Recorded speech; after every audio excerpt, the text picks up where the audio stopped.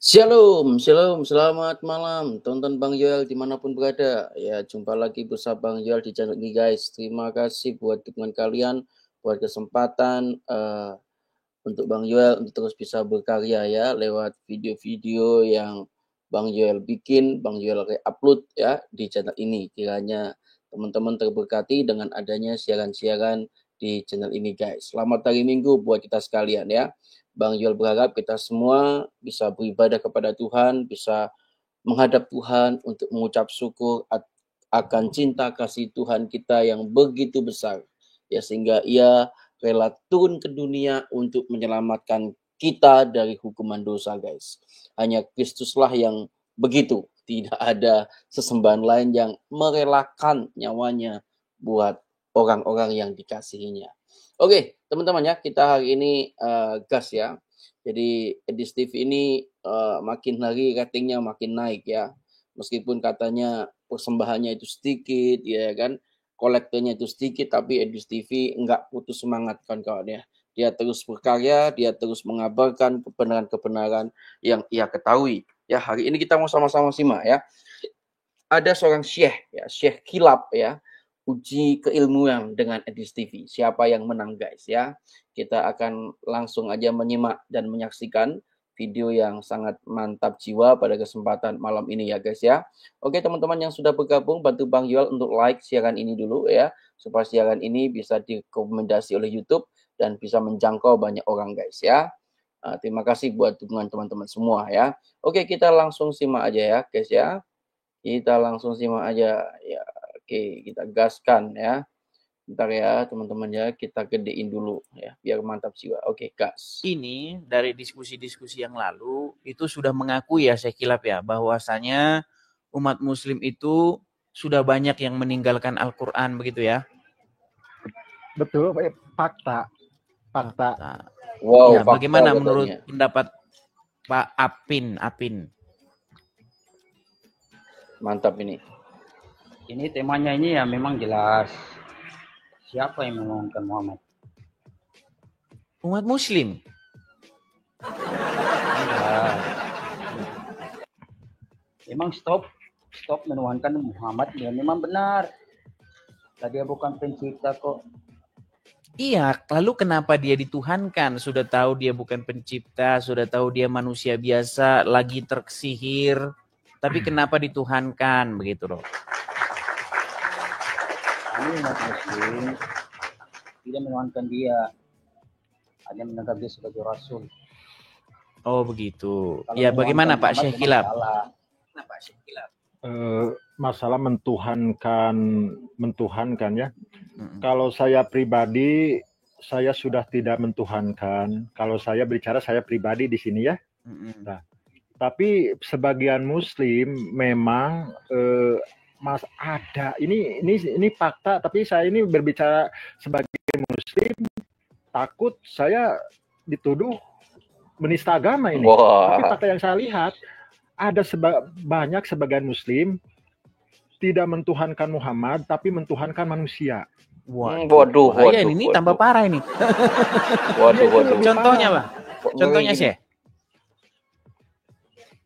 Aduh, saya takut ini. Enggak. Jangan takut, Bang. Bisa wifi. Gini ya. Gimana contoh? Tahu. Ada orang cium kaki Habib. Tahu bahkan kan minum, itu bahkan minum bekas air cucian kakinya. Ya itu mengkultuskan. Menurut saya itu sangat mengkultuskan orang, bukan lagi baginda Nabi yang dia kultuskan. Tapi orang yang kurang jelas lah menurut saya. Itu lebih parah itu. Bahaya. Ya bagaimana Pin? Itu bukan menuhankan. Kan kalau ngomong sama mereka begitu, Syekh Kilap. Maksudnya begini. Tolong Bang Edis ya. Silakan. Jadi kalau apa disampaikan tadi oleh saudara saya ini memang itu kita hanya mereka sebagai para habaib ya, yang jelas mereka punya berkah ya, hanya sebatas mengambil berkah dari mereka bukan berarti kita menyembah mereka. Jadi pemahamannya salah. Jadi kita kembali aja kita masih betul kan?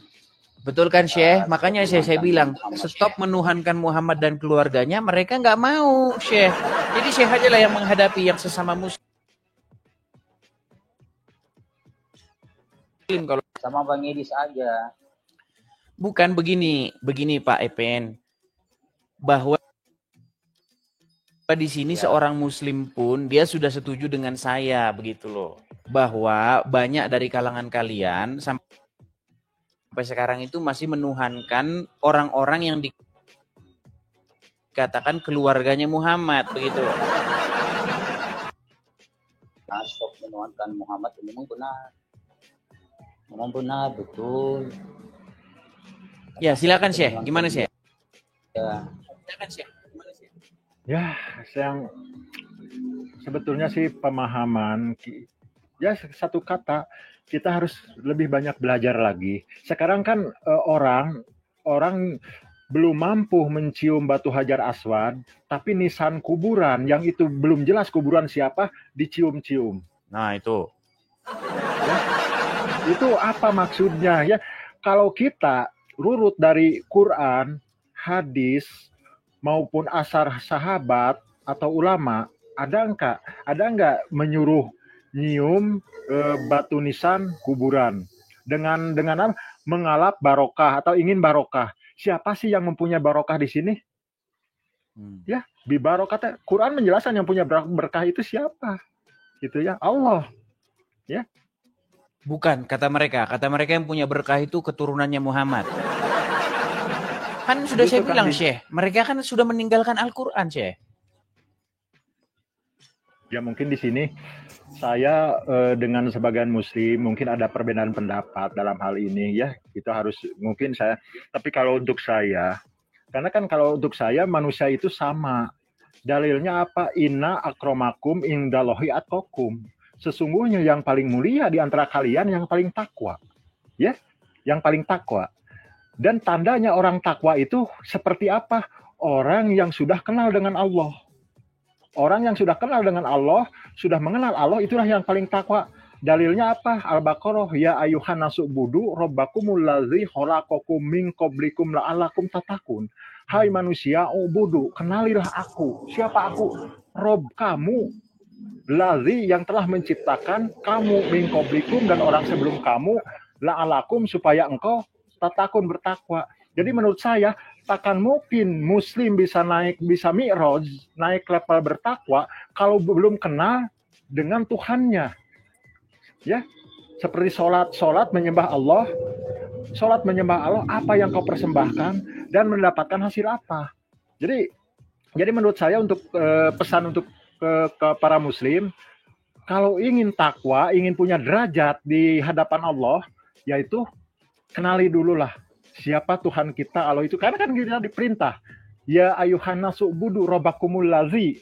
Ya, tafsirnya di situ ada di kitab Tijan Adarori itu ya, di situ tafsirnya. Jadi kita itu harus kenal dulu dengan Allah. Ya, karena yang saya herankan begini Syekh, kenapa setiap muslim yang ilmunya dalam begitu seperti Syekh Kilab itu mengakui bahwa banyak muslim sudah menuhankan Muhammad, tapi kalau yang ilmunya ecek-ecek dia nggak sadar gitu. Gimana itu coba? Maksudnya begini Syekh, coba jelaskan kepada Epen bahwa banyak umat muslim yang mempertuhan keluarganya Muhammad seperti itu. Muhammad dan keluarganya, silakan. Ya, diakui tidak diakui memang ikhwan saya itu mungkin masih banyak mengkultuskan gitu ya, mengkultuskan agak berlebihan. Sedangkan Allah dalam Al-Quran melarang berlebih-lebihan, termasuk kepada baginda Nabi. Baginda Nabi kan dia tidak mau sebetulnya dikultuskan karena saya ini adalah orang biasa, sama seperti kalian, makan, minum, dilempari kena sakit gitu ya. Enggak. Tapi ya maaf di sini tapi mungkin kencingnya diminum loh, Syekh. Kencingnya ya setahu saya darahnya. Betul lah, kencingnya. Darahnya diminum. Ya kalau darahnya ada hadis itu ya. Iya, makanya. Tapi kalau kencingnya saya nggak tahu ya. Iya, kencingnya bahkan ludahnya juga. Ludahnya Muhammad ya, kalau dia Muhammad meludah itu harus ditampung oleh para sahabatnya. Kalau ludah saya tahu ada hadisnya, Wah. ke darah ada, tapi kalau kencing saya belum tahu ya. Kencing juga. Saya kurang informasi. Kencingnya Muhammad tuh diminum. Dan katanya tidak ada air yang lebih segar daripada kencing Muhammad. Nah, menjadi pertanyaan, kalau tidak ada air yang lebih segar dari kencing Muhammad, apakah dia minum kencingnya sendiri? Nah, itu pertanyaan kan? Aduh. Saya harus cek itu saya kekurangan informasi masalah itu. Mungkin coba ditanya dulu Epen. Coba gimana Epen?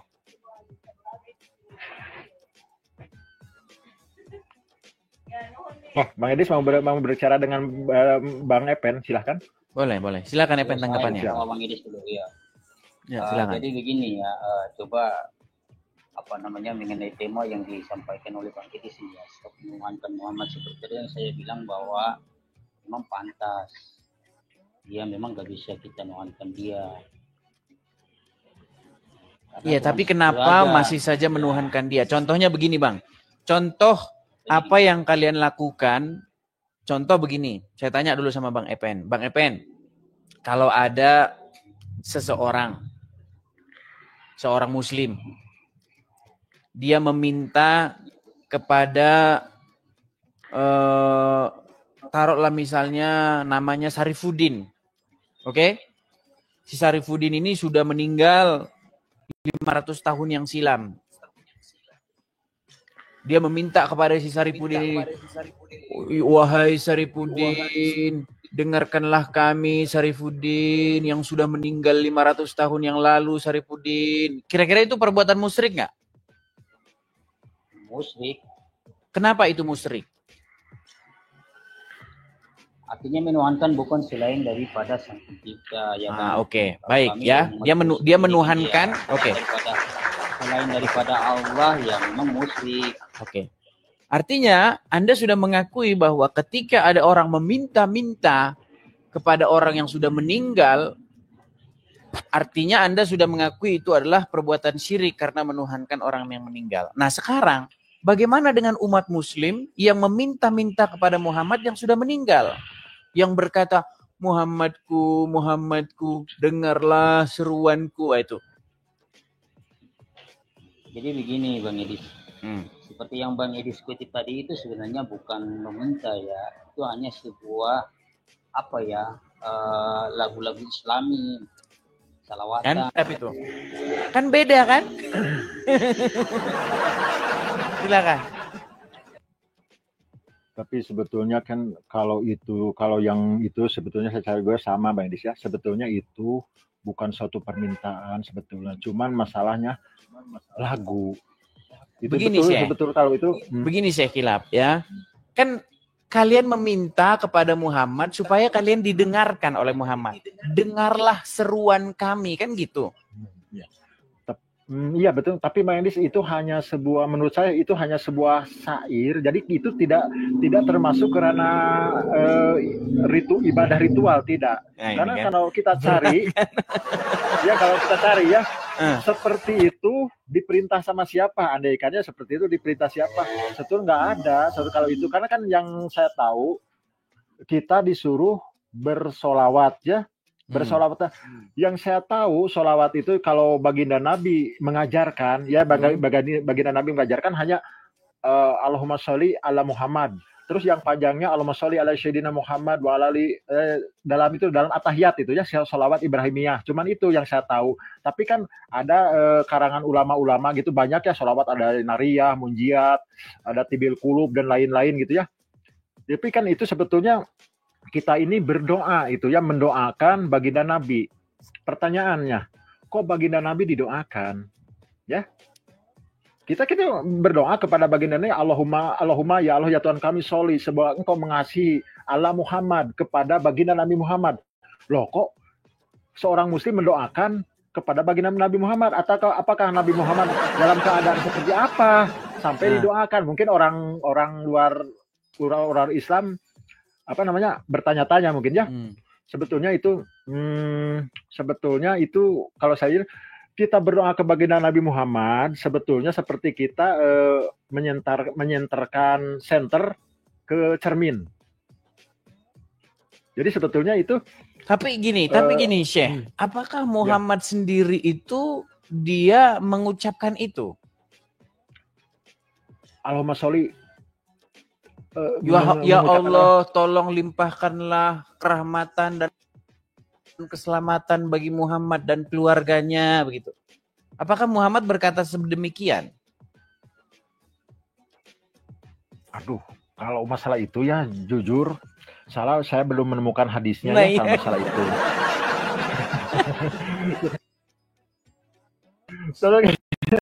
Belum menemukan hadis itu. Kalau kita, seperti Bang Eris kan berkata, bilang waktu itu, apakah sholat Muhammad sama bacaannya dengan saya? Ya. Allahumma sholli ala Sayyidina Muhammad. Ya. Kalau masalah itu, berat ya? Saya bingung. Berat itu. Karena kan gini, seolah-olah, ya Allah, limpahkanlah kepada, masa kayak gitu ya. saya menurut saya jujur belum saya menemukan itu ya. Jadi kan di sini kan dalam sholat usoli kama roaitumuni solu kama sholat engkau seperti sebagaimana kamu melihat biasa sholat. Sebagaimana engkau melihat aku sholat ya. Pertanyaannya untuk saya, apakah saya melihat baginda Nabi sholat? Ya jauh jaraknya. Iya, makanya itu. Karena begini. Karena antar mazhab pun kan beda-beda sholatnya. Ya, beda. Ada yang mazhab begini mengatakan kalau Al-Fatihah itu ada yang dibilang basmalahnya dibaca, ada yang bilang tidak. Iya. Ada yang kunut, ada yang kunut, ada tidak kunut, ya kan? Iya. Ada yang begini-begini, ada yang tidak. Iya. Jadi yang mana sebenarnya yang sholat yang seperti Muhammad ini kan gitu? Kalau saya dikatakan ya, tapi itu sepengetahuan saya ya. Dari hadis istri-istrinya, berarti Ummu Umamah, Ummu Habibah, Aisyah, yang saya ketahui ya baginda Nabi sholat itu sepengetahuan saya memang beda-beda. Dalam satu sisi dia sholatnya mungkin kayak gini, tapi di sisi lain kayak gini. Jadi kan yang meriwayatkan hadis seperti istri-istrinya, saya percaya kepada istri-istrinya karena dekat. Oh, Muhammad ini sholatnya kayak gini. Kata istri yang lain. Berarti kemungkinan Muhammad sholatnya ngasal-ngasalan. Ngasalnya kalau dia konsisten mungkin ya. Nggak konsisten berarti ya. Kadang-kadang gini, kadang-kadang gini. Nah, tapi herannya begini, mazhab itu ngeyel begitu bahwa wajib kunut, yang lain bilang nggak wajib kunut, ini gimana? Tapi bagaimana dengan begini, Syekh? Bagaimana dengan pernah nggak gitu Syekh merasa curiga bahwa itu adalah akal-akalan supaya antar mazhab itu menjadi tidak terlalu tajam perselisihannya begitu. Artinya begini, ini mazhab ini sholatnya kunut, mazhab A sholatnya tidak kunut. Berarti gimana caranya biar mereka damai ini? Maka marilah kita mengarang sebuah hadis, kadang-kadang Muhammad kunut, kadang-kadang nggak kunut. Nah, bagaimana kira-kira kalau itu sebuah karang-karangan belaka seperti itu? Untuk mendamaikan dua sholat yang berbeda. Itu bisa jadi ya saya. Masukan yang bagus untuk penelitian saya. Kemarin juga kan saya masuk ke room Kristen. Saya di situ berbicara tentang hadis baginda Nabi menyuapi orang buta di Madinah. Kata dia, Bang Syekh, itu hadis palsu. Hadis palsu? Ya, saya terkejut. Loh, hadis palsu? Ya, terima kasih atas infonya ya. Saya akan cek. Ternyata dicek betul itu hadis batal sanadnya. Aduh, udah saya hancur di situ. Iya, makanya saya malu di situ. Begini Syekh. Saya melihat dan ini bahkan menurut orang-orang Islam sendiri bahwa seseorang yang dinamakan Bukhari ya, dia itu mengumpulkan kalau tidak salah itu sekitar 600.000 hadis dan didapatinya bahwa yang sahih itu hanya sekitar 6.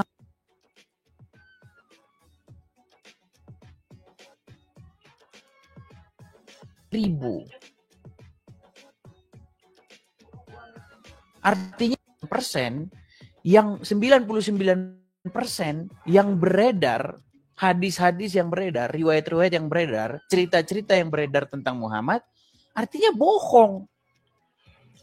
Sebetulnya Bang ya, kalau masalah hadis palsu, saya jujur, saya punya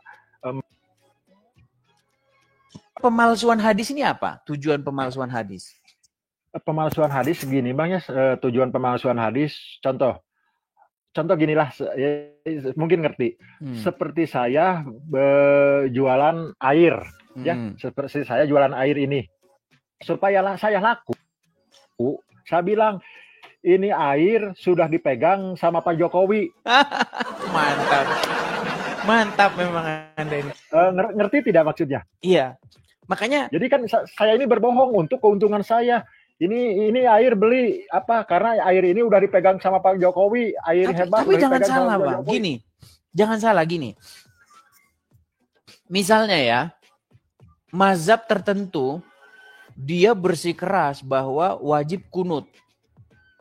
Ya. Sementara mazhab yang lain bersikeras kunut tidak wajib. Ya. Lalu muncul sebuah informasi bahwa Muhammad sendiri kadang kunut, kadang tidak kunut, supaya kedua orang ini tidak tajam perselisihannya. Nah, saya mau gini, Syekh. Di dalam sebuah hadis, Muhammad itu memang mengizinkan umat muslim itu untuk berdusta dalam hal mendamaikan orang yang sedang berselisih. Nah, makanya begini, supaya mazhab yang kunut dengan mazhab yang tidak kunut ini tidak bertikai, maka harus berdusta ini. Ya, supaya mereka diberikanlah informasi kepada yang kunut dan diberikanlah informasi kepada yang kunut, informasi yang bohong, yang dusta, supaya mereka bisa berdamai. Sesuai dengan ajaran Muhammad, umat muslim bolehlah berdusta, boleh mengucapkan kata-kata bohong dan dusta demi untuk mendamaikan pihak-pihak yang sedang berkelahi. Sesuai dengan ajaran Muhammad. Jadi saya juga nggak bisa menyalahkan orang-orang yang memberikan kabar-kabar bohong. Karena ya Muhammad sendiri membolehkannya. Seperti itu. Berat ya. Ya berat memang. Berat. Aduh ya memang saya dalam hal itu kan saya juga kan jujur ya. Tapi ini saya ngobrol-ngobrol lari dari topik itu ya, dari topik. Saya juga kan gini Bang ya. Saya jujur. Saya ini dari kecil, kita udah lompat lagi ya kemana kita ngobrol kemana-mana lah. Dari kecil didoktrin saya harus mengimani 4 kitab. Jabur, Taurat, Injil, dan Quran. Saya bertanya ke guru saya, sampai sekarang jawabannya sama. Dari tahun 80 sampai sekarang sama. Mana yang disebut Jabur, Taurat, Injil? Kata beliau, ya udah terkumpul semuanya di dalam Al-Quran. Kata saya, kalau sudah terkumpul di dalam Al-Quran, kenapa masih ditulis 4? Udah aja Muslim wajib mengimani 1 kitab. Ya udah Quran aja. Gitu. Iya, gini Bang, sebenarnya begini. Itu adalah juga karang-karangan orang-orang Islam. Seperti si Zuma, Yusufei dan kawan-kawan. Mereka mengatakan bahwa Injil yang sebenarnya, Taurat yang sebenarnya, Zabur yang sebenarnya adalah Al-Quran katanya. Waduh. Masalah di agama saya sebetulnya masalahnya masih harus banyak yang harus dibenahi. Kacau balau lah. Ya, masih banyak lah. Sebenarnya kan Muhammad sendiri pernah mengatakan umatku akan terpecah menjadi 73 golongan. Iya, betul. Dan hanya 1 golongan saja yang akan masuk surga seperti itu. Iya. Dan semuanya dari 73 itu mengklaim bahwa dialah yang akan masuk surga. Nah, itu dia. Makanya saya bilang ya gimana ya? Sulit sih memang ya, seperti itu. Memang sulit. Memang sulit. Memang sulit. Saya juga kan sebetulnya gini ya. Saya ini untuk saat ini ada penasaran itu, saya terus terang kepada Jabur, Taurat, Injil itu yang mana barangnya ya.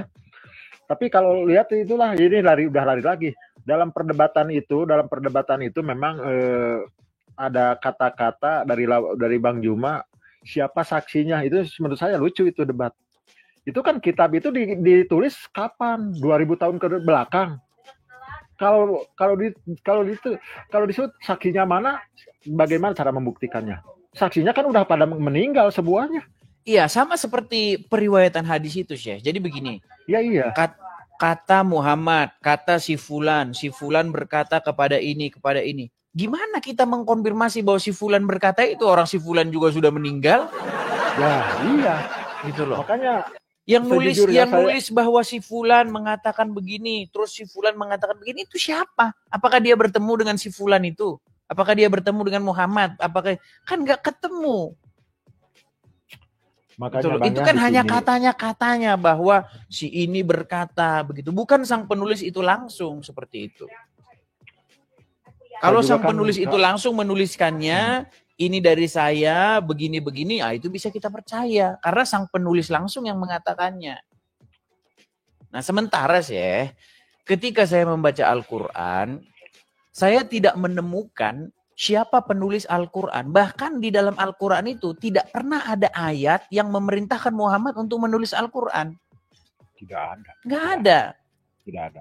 Wahai Muhammad, tulislah Al-Qur'an. Di dalam Al-Qur'an sayangnya nggak ada. Nggak ada. Itu kan dalam penulis pertama kan penggagas penulis Quran itu kan Umar bin Khattab. Dia minta izin ke Abu Bakar. Abu Bakar menolak sebetulnya. Tidak mau kalau Abu Bakar. Tapi perdebatan di situ saya belum menemukan apa yang diperdebatkan Umar dan Abu Bakar. Umar bersitegang ingin menulis, Abu Bakar bersitegang tidak ingin. Tapi saya nggak tahu apa perdebatan di situ, belum saya menemukan itu. Tapi ujung-ujungnya endingnya mungkin Abu Bakar kalah menyetujui. Lalu Abu Bakar dan Umar menghadap Zaid bin Sabit untuk menulis Quran. Nah, di situ juga Zaid bin Sabit menolak. Tidak mau menulis. Akhirnya kan perdebatan lagi. Akhirnya Zaid bin Sabit kalah gitu ya. Ya setahu saya yang menulis Quran itu 8 orang, itu diantaranya pertama Zaid bin Sabit gitu. Nah tapi jangan salah juga Syekh, jangan salah juga.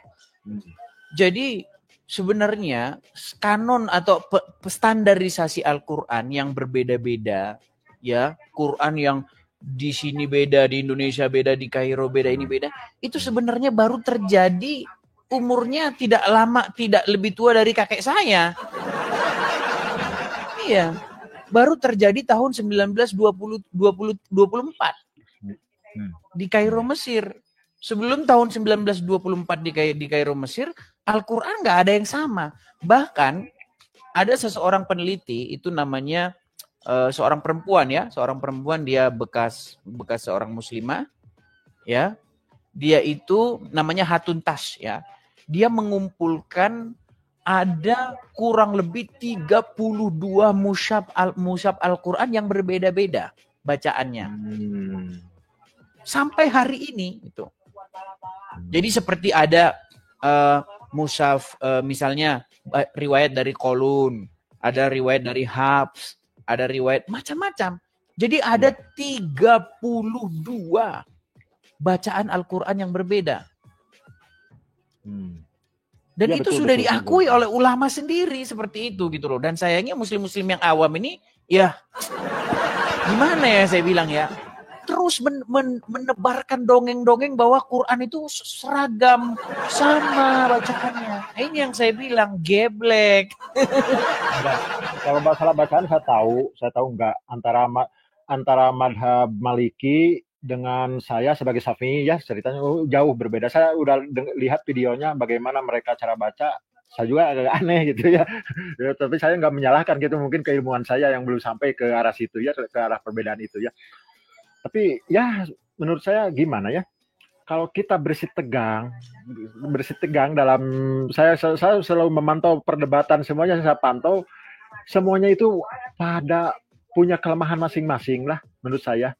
Kalau saya berkata semuanya benar, menurut saya ya, menurut saya dalam seperti Bang Edis dengan Bang Juma, siapa yang benar? Menurut saya dua-duanya benar. Ya, saya dua-duanya benar, jangan tidak benar juga. Ya. Kebenaran itu tidak mungkin. Ya, coba silakan. Tapi di sini saya kasih contoh aja ya, saya kasih contoh. Seorang profesor ahli iptek, dia mengatakan bahwa saya besi 100 ton, kata dia, bisa ngambang di air. Kata dia, ya. Betul nggak? Betul. Saya melihat karena kapal air itu kan ratusan ton bisa mengambang di air ya. Terus itu si profesor itu dibantah sama anak TK. Kata anak TK, saya sangat tidak percaya besi 100 ton bisa mengambang di air. Contohnya apa? Dia ngambil jarum jahit dengan berat 7 gram kurang lebih, dimasukkan ke gelas yang berisi air, ternyata tenggelam. Dia tidak percaya. Saya nggak percaya ada bersih ratusan ton. Ini bukti 7 gram bisa tenggelam. Menurut saya yang kedua-duanya benar, cuman pencapaian yang beda. Gitu. Semuanya benar, cuman pencapaian yang beda. Nah. Dan kalau untuk menurut pribadi saya, kalau ada orang yang bertanya ke saya, agama mana di dunia ini yang paling benar? Jawaban saya gini, agama yang bisa menghantarkan umatnya kepada Tuhannya, itulah agama yang benar. Tapi gimana kalau kita dengarkan langsung dari ini ulama muslim ya, bahwa bacaan Quran itu memang berbeda-beda ya? Ya, siap. Oke, baik. Kita putarkan videonya ya. Ini video yang viral beberapa tahun lalu, tapi belum kita. Ya. Oke, kita putarkan. Mengatakan orang-orang muslim, Quran di seluruh dunia satu teks, satu tulisan, satu bacaan, tidak ada perbedaan varian teks. Kita dengarkan jawaban dari muslim ya, jawaban dari muslim nih ya. Assalamualaikum warahmatullahi wabarakatuh. Sahabat Al-Quran yang berbahagia, pada kesempatan kali ini kita akan menjelaskan tentang video yang beredar beberapa waktu yang lalu yang menarasikan tentang ternyata Al-Quranul Karim juga memiliki perbedaan dan pertentangan. Bentar ya, jadi ini biar saya konfirmasi dulu kepada orang-orang yang ngawam ya. Kepada orang-orang muslim yang sampai sekarang masih saja menebarkan informasi hoax bahwa bacaan Al-Quran itu sama, tolonglah berhenti kalian menebarkan informasi yang dusta itu. Ya, ini langsung ulama sendiri mengkonfirmasi memang bacaan Quran beda-beda. Nggak sama bacaan Quran itu. Sampai hari ini bacaan Quran tidak seragam di seluruh dunia. Ya, coba kita dengarkan lagi jawabannya. Video ini diunggah oleh seseorang yang bernama Gracia Pelo. Ya, di situ dia jelaskan dengan membawa mushaf selain riwayat Hafiz. Oke, sebentar dulu ya. Saya ceritakan dulu. Jadi Gracia Pelo ini teman kita. Dia membeberkan bukti-bukti. Ini Quran, ini Quran. Dua Quran ini nggak sama. Dibuktikan sama dia. Ditampilin di kamera. Ini ya mushaf ini sama mushaf ini nggak sama. Dibuktikan. Tapi sayang seribu sayang. Di penjara. Seperti biasa. Di penjara. Karena apa? Karena kalau Kristen membahas agama Islam namanya penistaan. Tetapi kalau agama Islam membahas agama Kristen seperti yang dilakukan Zakir Naik namanya dakwah. Kita lanjutkan kembali ya. Kita lanjutkan kembali nih. Dia jelaskan, dia jadikan argumentasi bahwa Al-Quran juga mengalami pertentangan satu dengan yang lain. Satu hal yang perlu digarisbawahi dalam perbedaan terkait dengan bacaan Al-Quran, bahwa terkait dengan Al-Quran ini memiliki namanya qiraat. Jadi ini kita bawa mushaf Al-Quran yang dicontohkan. Ini adalah mushaf riwayat Warash. Ya, riwayat Warash. Ini dipakai jadi mushaf resmi di Maroko. Jangan terlalu saya tampilkan ya, nanti kita bisa kena ban juga ya. Sebentar, sabar. Kita pelan-pelan karena harus kita seling-seling ya. Kemudian suara aja ya, jangan ala ini. Ini adalah mushaf dengan riwayat Duri dari Abu Amr. Kemudian ini adalah mushaf dengan riwayat. Makasih Kak, makasih kereta apinya ya Kak ya. Sebentar ya. Itu tadi sudah ditunjukkan. Ada mushaf waras, ya, ada mushaf ad-Duri, ya. Kemudian ada, dia tunjukkan berbagai macam mushaf. Ini ulama ini yang ngomong ya, ulama yang ngomong ini. Kau jangan sembarangan nanti kau bilang ini. Ini ulama yang ngomong ya. Dengarkan lagi. Mushaf ini. Kemudian Gracia Velo kemarin dia menjelaskan tentang perbedaan, misalnya dalam surah Al-Baqarah ayat kedua, surah kedua ayat 85. Allahu bighafilin amma ta'malun, dalam riwayat Hafs. Lihat. Nah, dalam riwayat Hafs bunyinya amma ta'malun, ya kan? Kemudian dijelaskan oleh Ustadz ini. Ya. Riwayat Warsh itu dibacanya Wallahu bighafilin amma ya'malun. Nah, ta'malun, yang satu bilang ta'malun, yang satu bilang ya'malun. Karena kita tahu huruf ta sama huruf ya itu kalau titiknya dibuang, harokatnya dibuang memang sama. Huruf ta, ba, sa itu sama semua. Ya kan? Kan Quran kan memang diedit. Diedit dengan diberikan tanda baca. Sebelumnya nggak ada tanda baca. Nggak ada tanda baca sebelumnya. Jadi bacaan yang benar ya malun atau tak malun. Ada dua bacaan. Kita lanjutkan lagi. Nun, Hafs, dan ya'malun riwayat Warsh. Itu dia katakan sebagai bentuk perbedaan. Nah, satu hal yang dilupakan oleh Gracia Velo adalah bahwa kesamaan Al-Quran itu adalah kesamaan dalam bentuk susunannya. Nah, makasih Kak ya. Terima kasih Kakak yang dari Malaysia ya. Gini, ternyata ulama ini mengatakan kesamaan Al-Quran itu bukan sama isinya. Isinya nggak sama. Riwayat dari Wars dengan riwayat dari Hafs tadi beda. Yang satu tak malun, yang satu ya malun. Beda. Ternyata setelah dia katakan, oh yang sama itu bukan isinya, Mas Gracia Velo. Yang sama itu cuman susun-susunannya. Berarti isinya beda. Makanya saya bilang, wahai umat muslim, sadarlah kalian. Berhenti kalian menebarkan dusta bahwa isi Al-Quran sama seragam. Nggak sama. Sampai tahun 2025 masih belum sama. Belum sama. Yang satu bilang ya malun, yang satu bilang tak malun. Tapi nanti kalau saya ngomong begini nanti dibilang penistaan.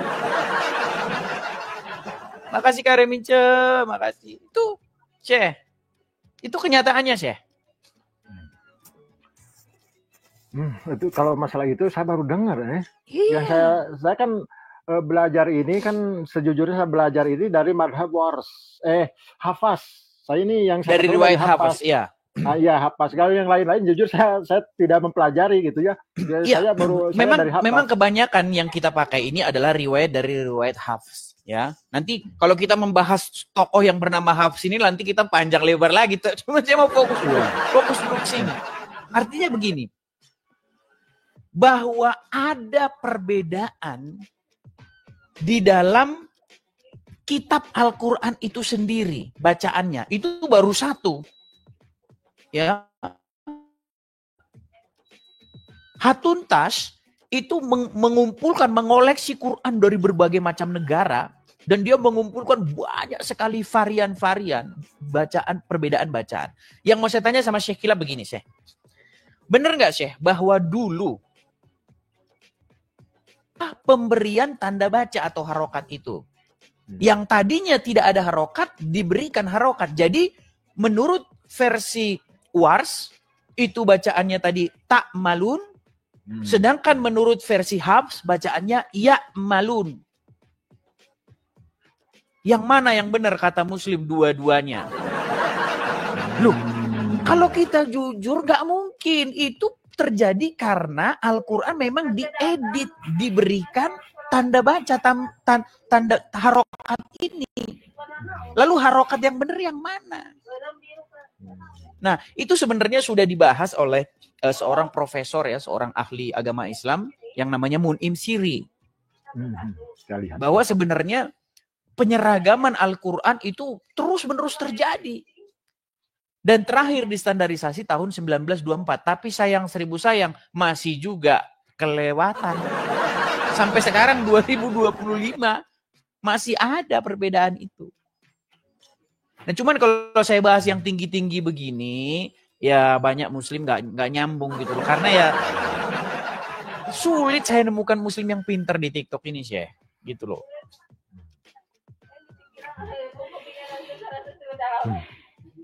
Terus bagaimana, apa yang harus kita lakukan?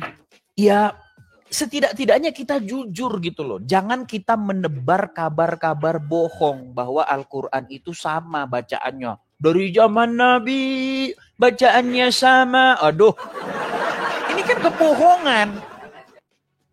Gitu loh.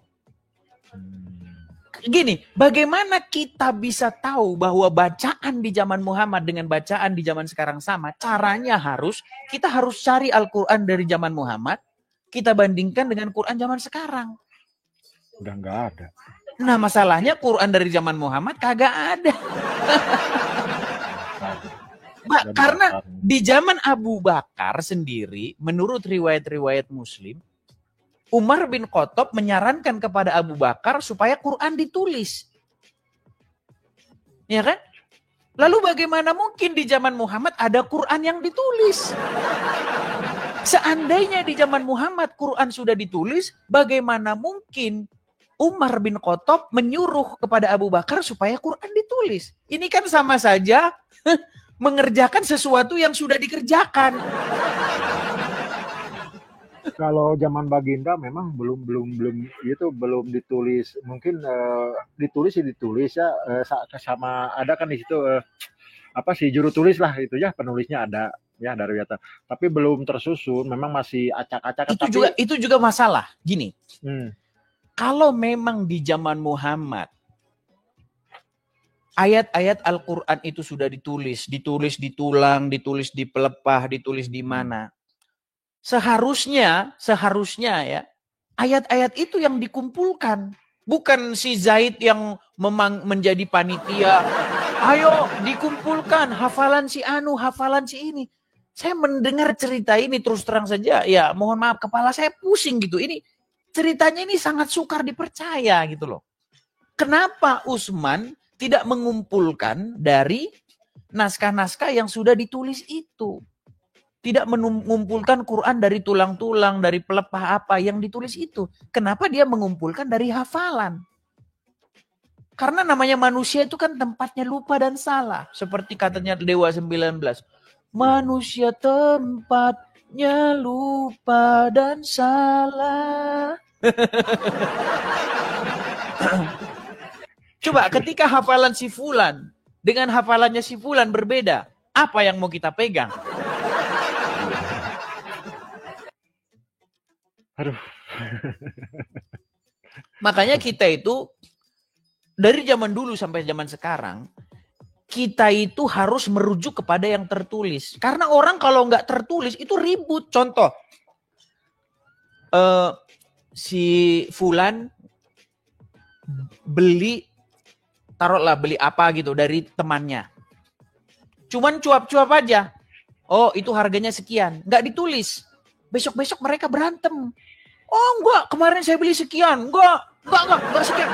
Repot. Banyak anak cucu, generasi-generasi lanjutan, mereka ribut soal tanah. Karena nggak ada tertulis. Orang tuanya jual beli tanah nih, ya kan? Tapi nggak ditulis.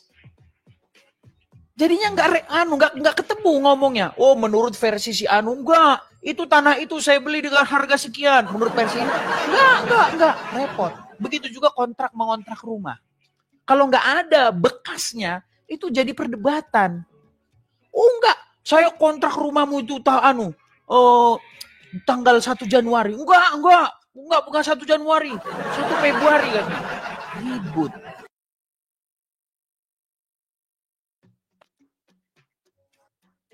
nyata ya. Saya pernah gini. Saya pernah disuruh tukang, saya kan membangun rumah ya waktu itu tahun 2017-an waktu itu. Saya disuruh tukang nih. Disuruh tukang beli alat-alat bangunan ke toko bangunan. Nggak saya tulis. Sampai 5 kali saya bolak-balik. Akhirnya apa? Setiap saya disuruh saya tulis. Karena sampai sana saya lupa. Nah, bagaimana mungkin 6.600 sekian ayat dihafal oleh orang, terus dia nggak lupa. Bahkan saya pernah katakan, kalau ada umat muslim yang hafal Al-Quran, saya terjun dari Monas. Kemarin ada challenge itu saya dari Hani Kristianto, ya, Ketua Mualaf Center Indonesia. Dia men-challenge Kumaila. Ya. Buktinya apa? Nggak hafal Kumaila kok, nggak hafal. Makanya cerita-cerita bahwa Quran ditulis menurut hafalan si ini. Akhirnya apa sekarang? Beda-beda kan? Menurut riwayat Wars, menurut riwayat Qalun, ya, yang menurut Al-Baqarah sekian, menurut Wars tak malun, menurut Qalun ya malun. Yang mana yang benar? Nah, saya itu baru dengar, aduh, saya berarti ketinggalan terus ini informasinya. Yang malun dan tak malun, aduh. Kita dengarkan lagi ya, mungkin banyak yang baru datang ya, nih. Lihat nih ya. Ini di video yang sedikit ini ya, nih. Tolong teman-teman menyimak ya, nih ya, lihat nih. Ta'malun, Hafiz, dan Ya'malun, riwayat Warsh. Itu dia katakan sebagai bentuk. Nah, ya HP internet nanti jalan. Satu hal yang dilupakan oleh Gracia Pelo adalah bahwa kesamaan Al-Quran itu adalah kesamaan dalam bentuk susunannya.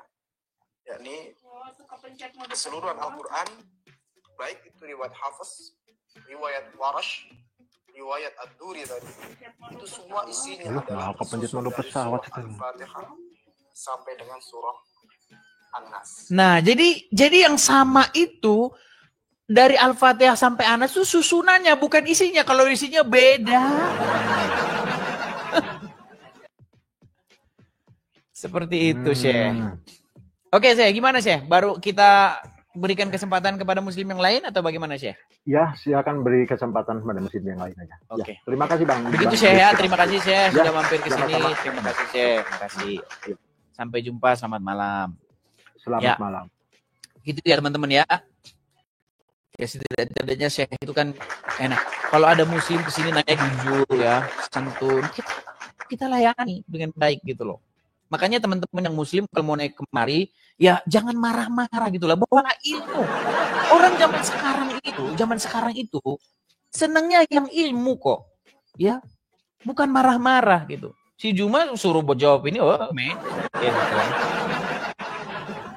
gitu ya. Makanya pesan saya menebarkan dusta bahwa Al-Quran itu sama bacaannya. Enggak sama, ya. Seperti itu, ya. Ya, teman-teman sekalian yang baru ikut bergabung, teman-teman jangan lupa di-follow ya. Follow dan absen hadir di sini. 1.4 ini absen hadir. Ini akun kita yang kecil, ya. Karena di US ini kemarin ada perubahan regulasi ya.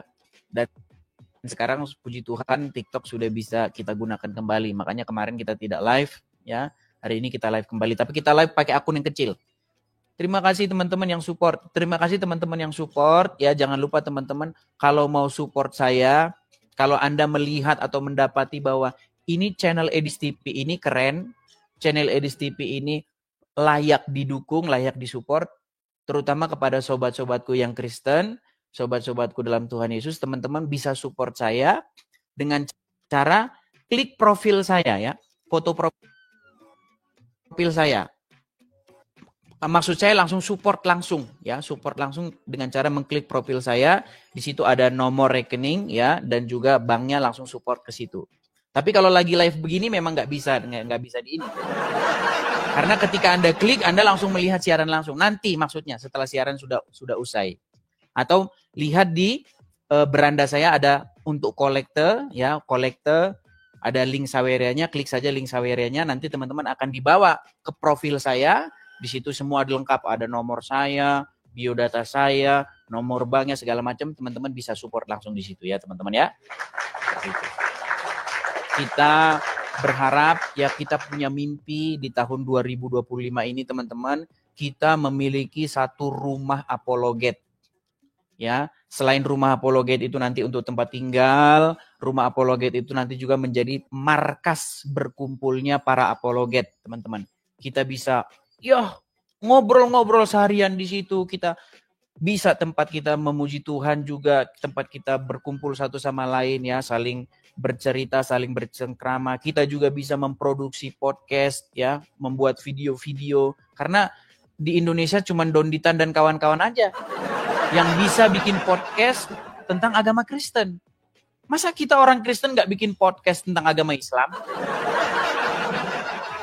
Ya, kita juga harus bikin podcast nih tentang yang kayak begini-begini. Ya, bahwa Quran riwayat dari Wars dengan Quran riwayat dari Kolun, bacaannya berbeda.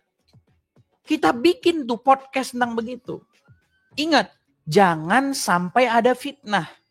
Walaupun si Donditan dan kawan-kawan si Juma fitnah, kita jangan kita sama seperti mereka. Ya, jadi teman-teman jangan lupa supportnya ya, supportnya teman-teman.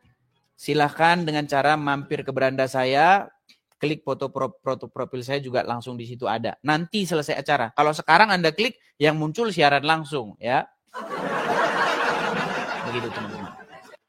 Atau kepada teman-teman yang masih bingung ya, yang masih tidak ngerti, Bang, saya nggak ngerti itu Bang, apa itu ini segala macam. Teman-teman bisa langsung support di sini. Tapi saya tidak bisa tampilkan lama-lama ya. Nah ini teman-teman, silakan di screenshot layarnya. Teman-teman bisa support langsung di sini. Support pendirian Rumah Apologet, teman-teman bisa langsung support di sini ya teman-teman ya. Seperti ini teman-teman. Ya, silakan ditangkap layar. Seperti itu. Karena saya tahu sebagian dari kalian ya mungkin kalian udah tidur teman-teman. Karena banyak kalian mendengarkan itu sambil tidur-tidur. Karena di Indonesia kan sudah malam. Jadi kalian tidak melihat layar.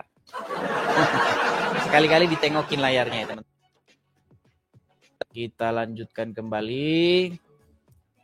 Kita kasih naik ada Sinta Cinta. Waduh, Sinta Cinta.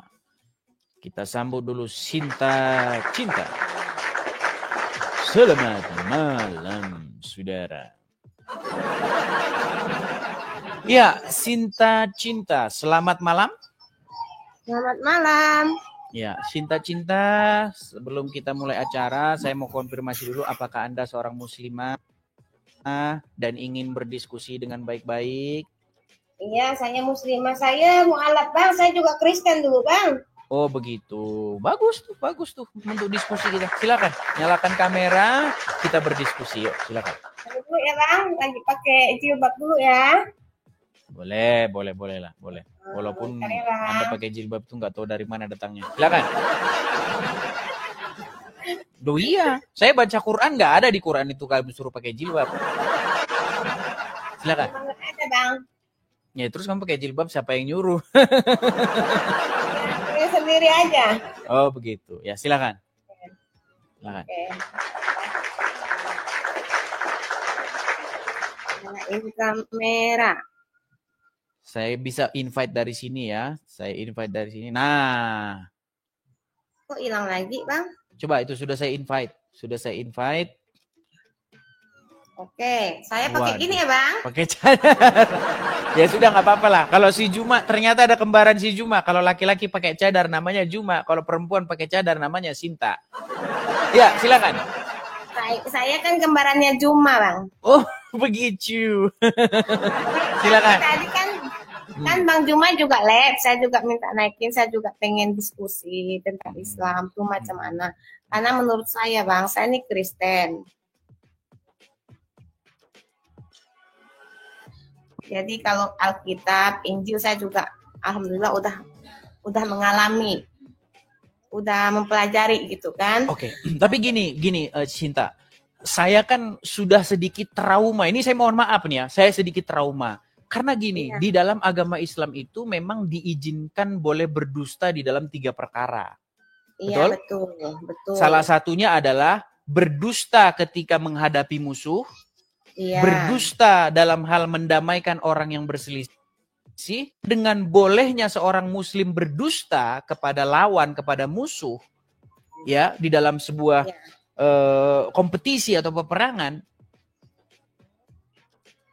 Maka dari mana saya bisa percaya bahwa Anda tadinya adalah Kristen, sekolah teologi dan sebagainya? Silakan. Ya. Kalau dalam Matius, saya sih udah lupa Bang, karena saya udah enggak. Matius, bukan begitu, Sinta. Maksudnya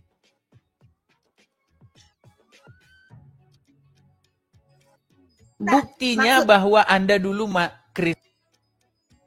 GKKB. Gerejanya dulu di mana?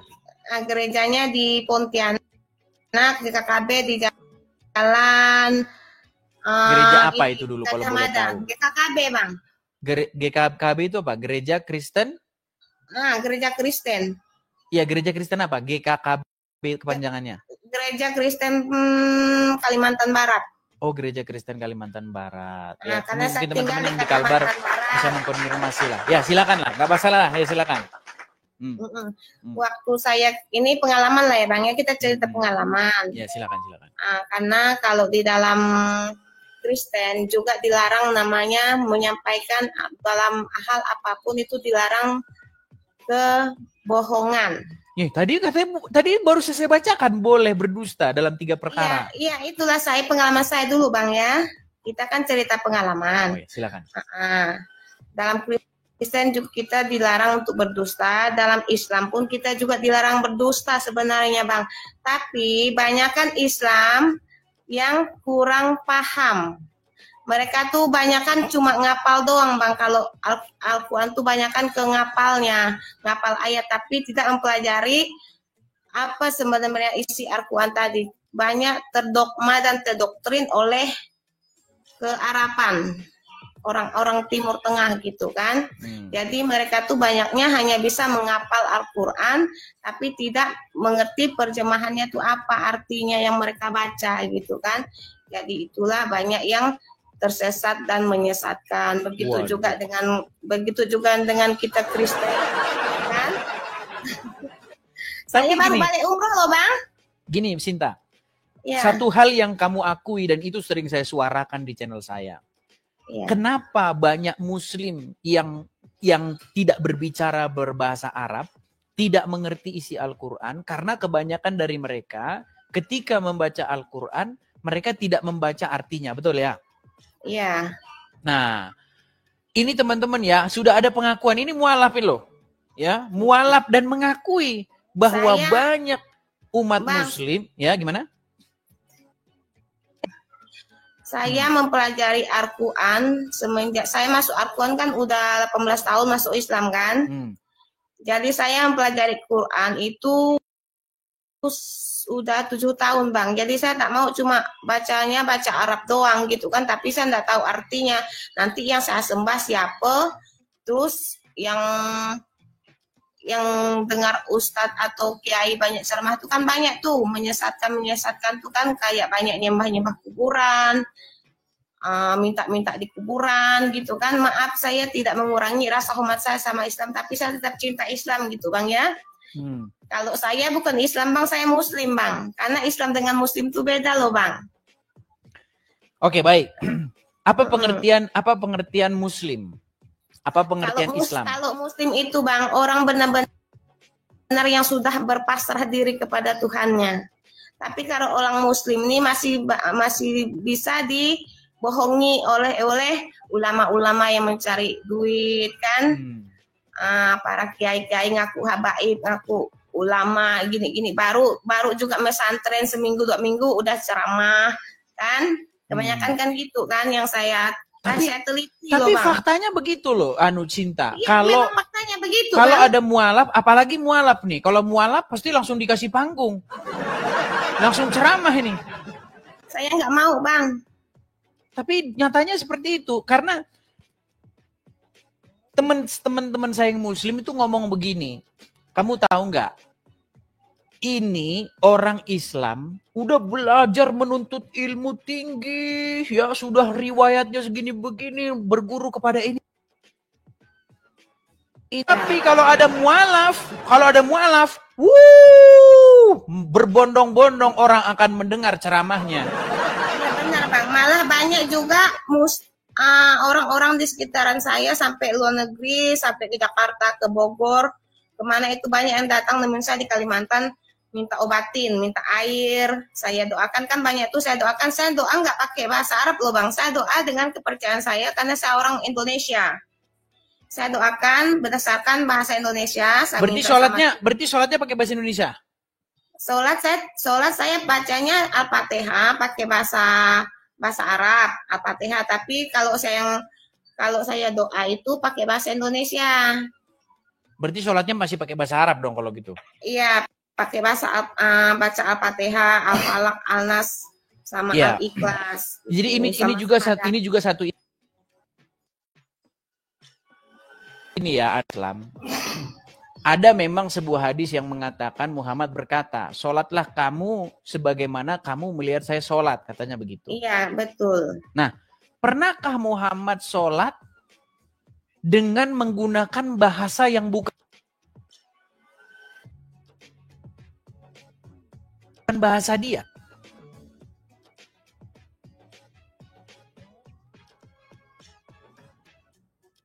Waduh, kungkat guys. Ini, Cinta, setujukah Anda bahwa banyak umat muslim yang sholat, ya, tapi dia tidak tahu apa yang diucapkan dalam sholat itu? Setuju atau tidak?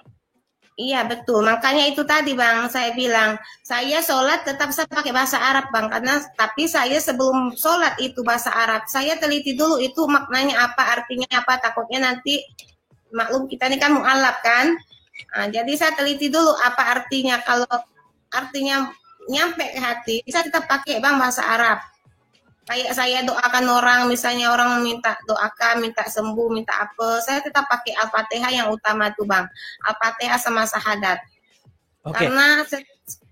Karena setiap agama itu kan untuk memancarkan cinta kasih. Tapi gini loh, siapa namanya, Sinta.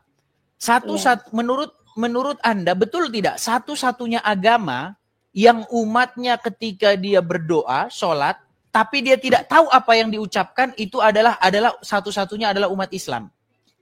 Iya, tapi enggak semuanya gitu Bang. Enggak semuanya. Mayoritas. Enggak semuanya Bang. Kalau dibilang mayoritas itu pembohongan besar, enggak ada. Itu hanya sebagian sebentar, orang. Oke, baik. Kita tes ya, kita tes. Jadi gini, ketika orang-orang Islam Indonesia yang tidak berbahasa Arab sholat, iya, mereka mengucapkan kata-kata misalnya Assalamualaikum ya ayuhan nabiyyu, betul? Dalam tahiyat? Iya, betul. Iya. Nah, ketika saya tanya apa artinya coba? Iya, itu memohon kepada Allah dan Rasulnya. Bukan, coba diterjemahkan secara interlinear, kata per kata. Assalamu alayka ya ayuhan nabiyyu. Coba. Ya, itu assalamu alayka itu kan assalam, kayak kita ngucapin assalamualaikum, atau sama juga kayak bukan, diterjemahkan dulu coba Sinta, diterjemahkan. Assalamu alayka artinya apa? Assalamu alayka itu berarti junjungan. Assalamu alayka ya Rasulullah itu junjungan. Bukan. Arti dari assalamu alaika artinya adalah salam sejahtera kepada engkau. Ini loh teman-teman saksi ya. Teman-teman saksi. Banyak umat muslim bahkan tidak tahu arti assalamualaikum. Banyak. Bahkan assalamualaikum itu menurut orang Islam artinya adalah permisi. Assalamualaikum.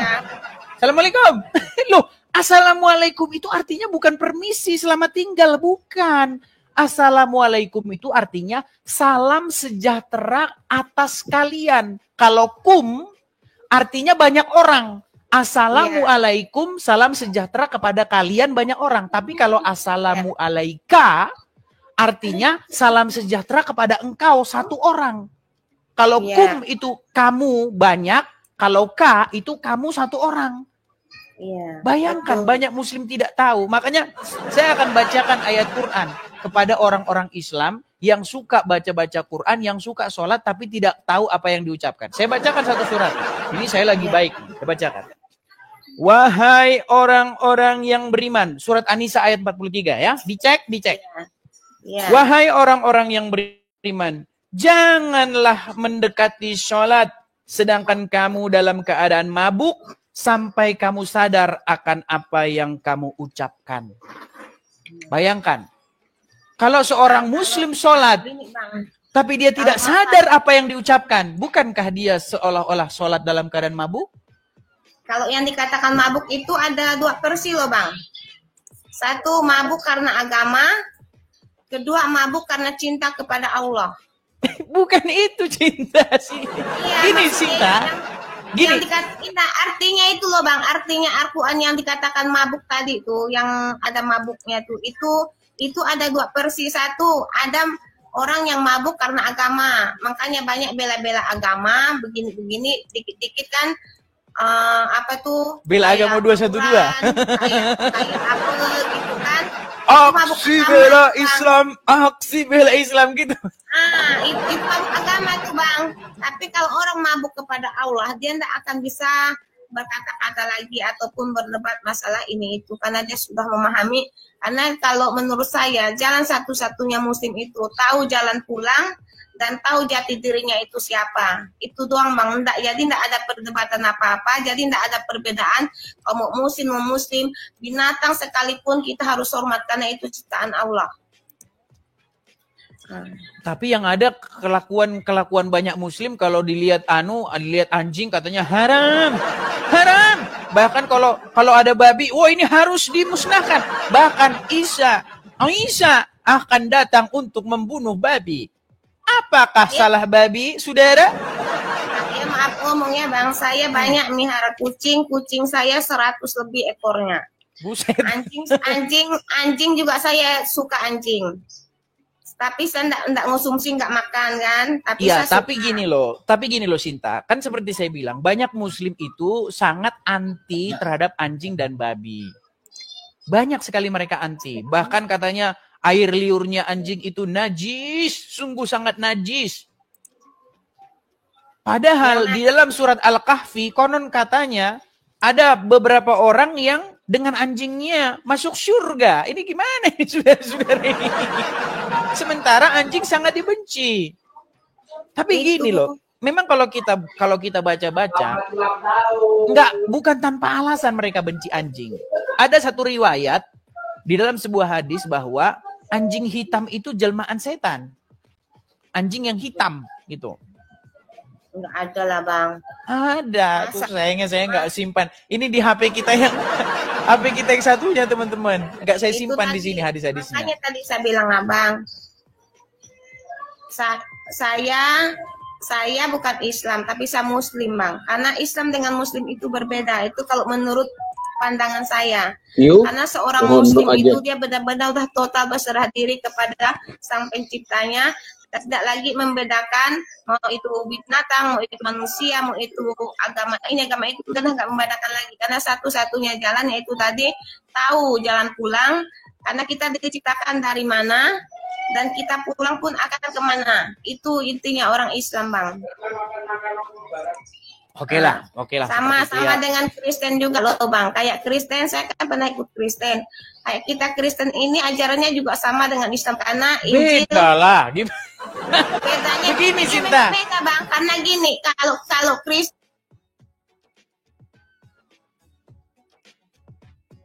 kalau Islam saya enggak menuhankan Muhammad Bang, saya menuhankan Allah. Coba, gini Sinta. Ini yang serius-serius karena kalau bahas dengan mereka ini jangan yang serius-serius teman-teman. Kalau yang tinggi-tinggi seperti bacaan qiraat nanti enggak sampai mereka. Gini. Sinta, saya kasih contoh Sinta. Kalau ada seorang muslim. Misal nih ada seorang muslim. Dia bilang begini kepada taruhlah namanya Udin, Sarifuddin, ya. Sarifuddin ini sudah meninggal 1000 tahun yang silam. Dia bilang kepada Sarifuddin begini, Sarifuddin, dengarkanlah permohonan kami. Syarifuddin, dengarlah. Menurut Cinta, apakah itu perbuatan musyrik? Iya jelas musyrik Bang, karena Kenapa itu musyrik? Karena menuhankan manusia ya? Iya. Karena apa? Menuhankan manusia. Oke, baik. Ketika ada muslim, sekarang ada muslim nih. Dia mengucapkan kepada Muhammad yang juga sudah meninggal. Dengan kata-kata begini. Muhammadku, dengarlah seruanku. Dia minta kepada Muhammad yang sudah meninggal supaya Muhammad mendengar seru-seruannya. Apakah itu musyrik? Jelas musyrik, sama dengan Kristen Bang, karena Kristen juga berarti itu menuhankan Muhammad Yesus. Ya? Berarti itu menuhankan Muhammad? Iya. Baik, kita putarkan videonya. Apakah itu tidak dilakukan oleh umat muslim? Muslim loh Bang, tidak semuanya muslim begitu. Itu sama loh Bang, karena kalau Muhammad kita dengan istri kepada seseorang, iya, tapi bentuk gini. Kayak abang kan cinta sama istri abang, pasti abang, gini. Dek, kamu cantik, Dek, kamu seksi, pasti kan bilangnya saya gitu. jawab ya, saya jawab. Bentuk kecintaan saya kepada orang-orang yang saya cintai, seperti istri, teman, dan sebagainya, itu saya ungkapkan bukan dengan cara berseru-seru kepada arwahnya. Bukan seperti itu bentuk kecintaan. Bentuk kecintaan itu ditunjukkan selagi orangnya masih ada. Kalau orangnya sudah mati ngapain? Contoh, banyak loh orang begini. Ketika orang tuanya hidup, nggak pernah nggak pernah ditelepon, nggak pernah nggak pernah. Giliran sudah mati, datang ke kuburannya, dibawain begini, dibawa. Untuk apa orang udah mati kok? Untuk apa? Nah, sekarang begini. Ketika seorang muslim berseru-seru kepada Muhammad, Muhammadku, dengarlah seruanku. Artinya mereka meminta kepada Muhammad supaya seruannya didengar, betul? Iya, karena gini Bang, karena itu adalah leluhur kita, sama dengan orang tua loh, orang tua abang atau sekarang orang dibela-belain kan? Saya begini Cinta. Ini enggak bertele-tele loh Bang, ini beneran. Karena gini, Yesus itu dijadikan Tuhan sampai disalib. Masa Tuhan disalib? Kan gitu kan? Kenapa Tuhan disalib? Kan gitu. Cinta, begini loh Cinta. Sedangkan kita punya Rasul itu kita nggak mentuhankan, dia cuma hanya memuji bentuk cinta kasih kita kan? Karena dia karena dia yang pertama sama yang sekarang beda kan? Sudah mengajarkan keimanan atau akhlak dan adab yang baik untuk para umat dan pengikutnya. Begini Sinta, begini. Tadi kan saya buat perumpamaan. Memang kalau udah langsung bahas ke Muhammad, memang mendadak logika yang kita bangun tuh kadang hancur berantakan. Maaf. Gini ya. Ketika tadi ada seorang muslim berseru-seru kepada Syarifuddin. Ya Syarifuddin, dengarlah seruan kami Syarifuddin. Syarifuddin sudah meninggal. Tadi saya tanya, Sinta, apakah itu perbuatan musyrik? Tadi kamu jawab, ya itu musyrik. Ya, karena dia menuhan, sebentar dulu dong. Karena dia telah menuhankan manusia, betul? Ya. Nah sekarang ketika muslim berseru-seru kepada manusia yang juga sudah meninggal. Yang bernama Muhammad. Muhammadku, dengarlah seruanku. Itu musyrik tidak? Tadi Anda bilang musyrik. Kenapa itu musyrik? Karena apa? Ya karena meminta sama orang yang sudah menuhankan Muhammad nggak itu namanya? Itu tidak menuhankan, itu bentuk cinta kita kepada Sudah aku bilang kan? Kalau ke Muhammad langsung mendadak runtuh semua. Bangunan yang kita bangun, logika berpikir yang kita bangun itu dan kita kesepakati runtuh. Sama dengan Yesus Kristus, itu bukan Tuhan, dia juga kalau kami ada loh dalam Injil Yesus Kristus mengatakan sembahlah Allah. Dia tidak nggak ada kayak begitu dari mana? Buka aja Injilnya Bang, nggak ada. Bang. Coba dibukakan, silakan. Silakan buka. Saya tidak punya Injil, tapi saya sudah pernah mempelajari Injil. Berarti Sinta namanya itu namanya memfitnah. Injil saya nggak mikna loh Bang, saya nggak mikna.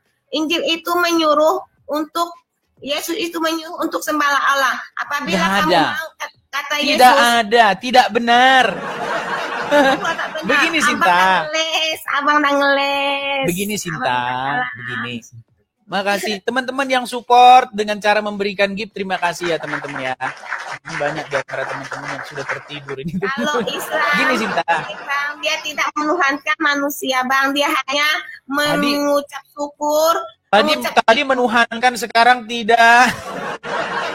Bukan yang tadi Abang bilang, yang kalau Muhammad dengan orang yang biasa tuh beda loh, Bang. Nabi Muhammad itu utusan Allah, sama dengan Yesus Kristus juga utusan Allah untuk menyampaikan kebaikan-kebaikan kepada kaum-kaum Israel, kaum-kaum Yahudi, kaum-kaum Yunani, dan sama juga dengan Muhammad menyampaikan kepada kaum-kaumnya Arab Saudi dan lain sebagainya, itu menyampaikan untuk sembahlah Allah, sembahlah Allah. Sama dengan Yesus juga menyuruh untuk menyembah Allah.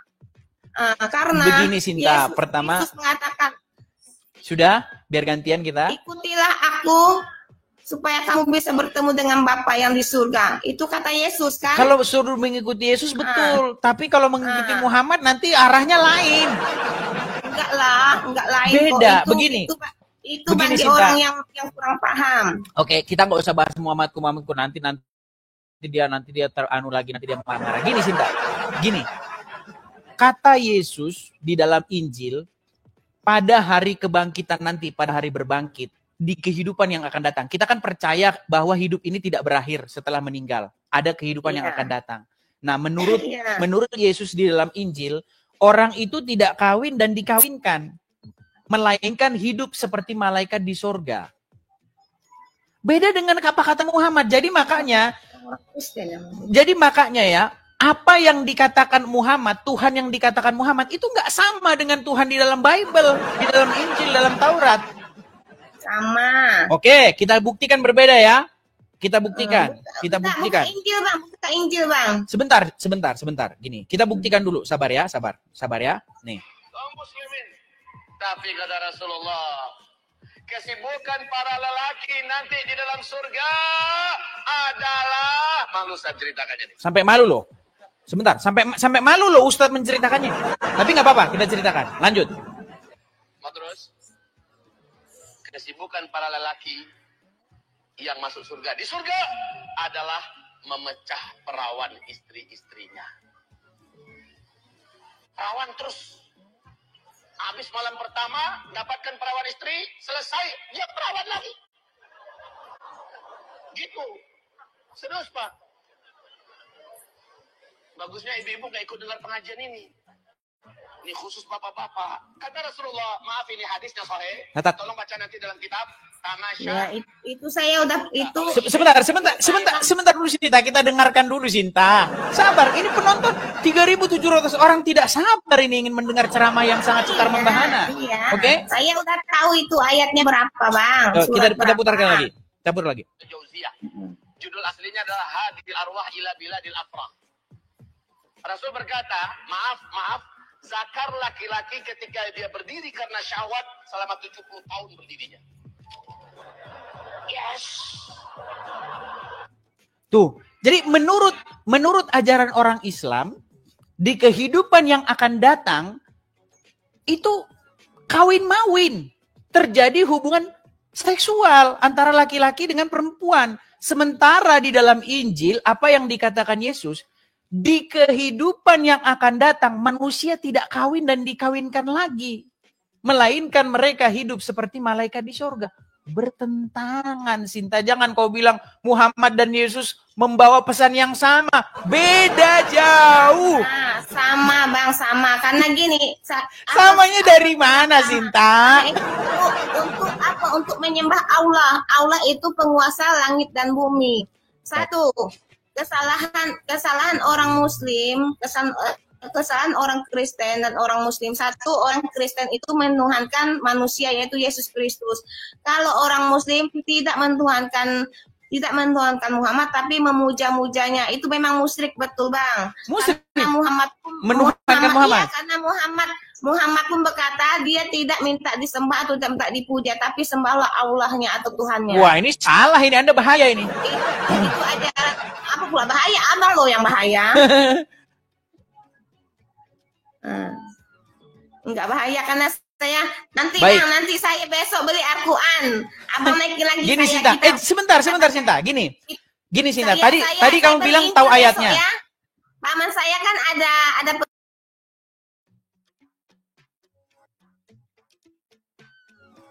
Injil nih pendeta, nanti saya minta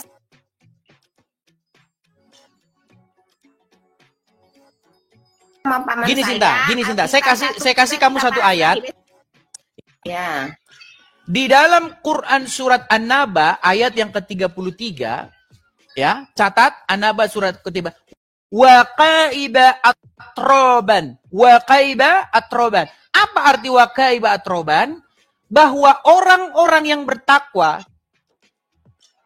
mereka akan diberikan kebun-kebun anggur dan sungai-sungai dan gadis-gadis molek yang sebaya. Tapi ini ini penjelasannya. Dan Allah sediakan pula bagi mereka sebagai kenikmatan seksual dan pemberi ketentraman hati bidadari surga, yaitu gadis-gadis yang cantik jelita berpayu. Sebentar Surat An-Naba ayat 33 saya tahu itu. Berpayudara mereka sebaya. Saya harus sensor kata-kata tertentu ya. Jadi kalau saya bilang itu maksudnya adalah begitu ya. Karena sedikit Sinta gini. Saya mau tanya Sinta. Ini gadis-gadis montok nanti kalau dikasih kamu buat apa ini?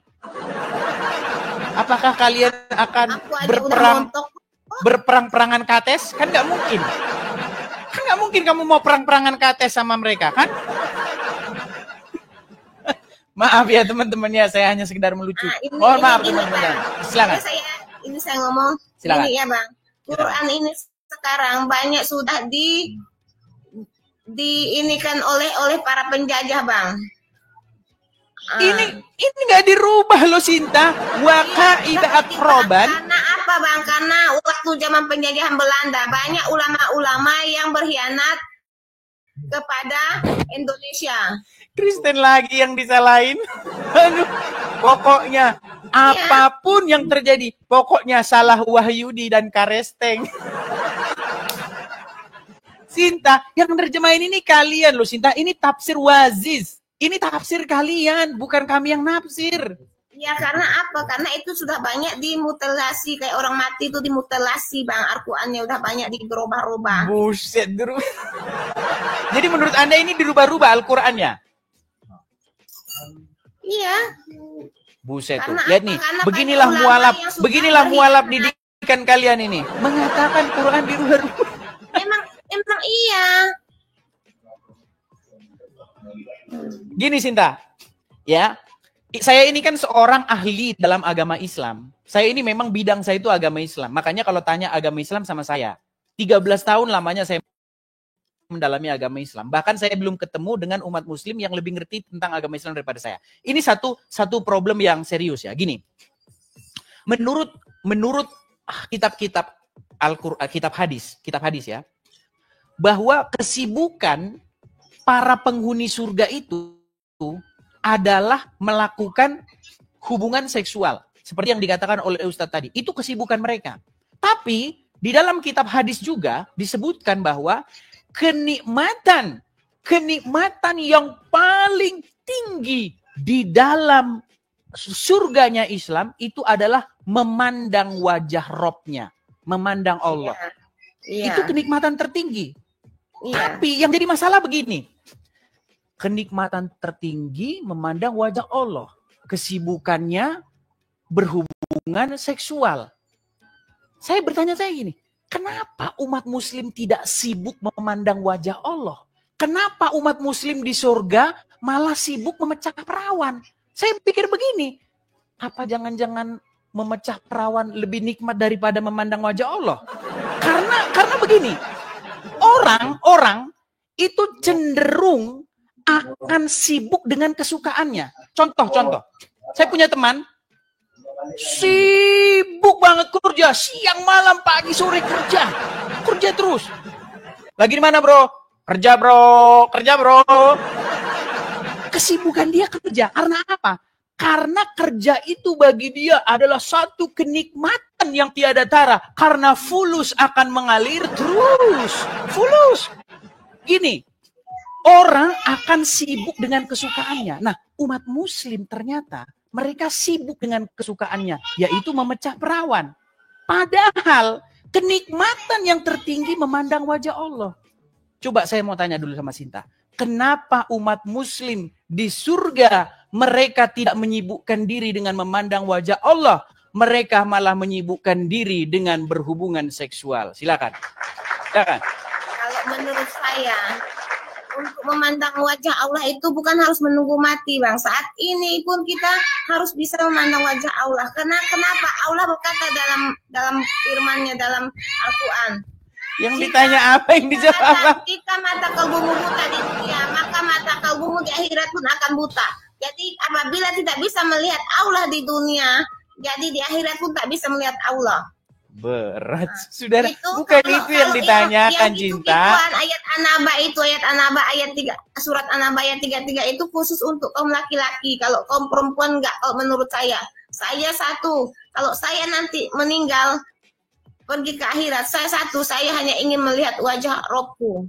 Lu tapi kesibukannya memecah perawan loh. Itu bagi laki-laki, itu saya kan enggak ada di sini bagi laki-laki. Gini, orang ketika dikatakan orang-orang yang bertakwa, apakah itu hanya laki-laki? Sama, perempuan juga bertakwa. Oke, apa hadiah yang akan diberikan kepada orang-orang yang bertakwa? Tergantung. Enggak tergantung. Di sini bukan tergantung, Cinta. Jangan kau menambah-nambah ayat Quran, Cinta. Apa dulu perbuatan yang diberikan, Cinta, yang diberikan kepada orang-orang yang bertakwa itu gadis-gadis. Di dalam terjemahan lain ini gadis-gadis montok, tapi di sini gadis-gadis molek. Ya, pertanyaan saya, untuk apa kepada wahai kalian, wahai perempuan, gadis-gadis itu? Kalau dalam Kristen nanti suatu saat meninggal di akhirat hadiahnya apa? Ini kita nggak boleh mewujudkan Islam terus. Begini loh, Sinta. Gini, pertanyaan jadi saya tadi. Di Kristen itu nanti meninggal Sinta. Dapat hadiah apa? Baik ya. Di dalam iman kami ya dikatakan bahwa mereka pada waktu itu mereka akan, saya bacakan saja ayatnya ya. Saya bacakan di dalam kitab Wahyu, saya bacakan. Sebentar ya. Sabar.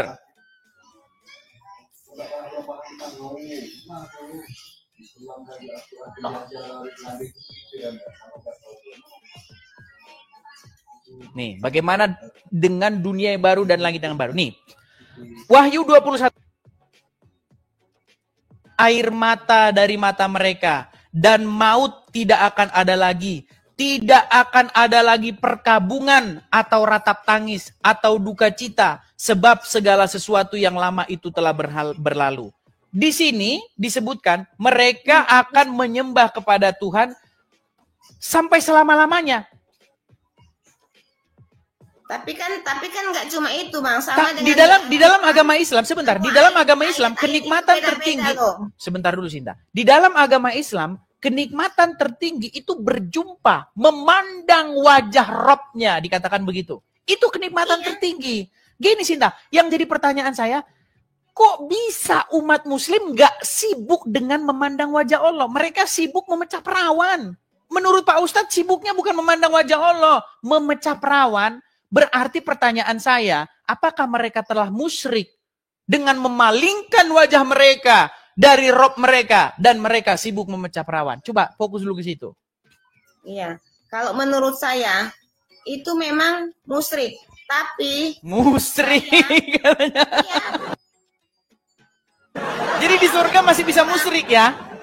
Itu bukan di surga, itu hanya di dunia. Karena gini, karena dalam di dunia loh, Sinta, di surga. Di surga, Sinta. Lihat nih ya, saya putarkan lagi ya.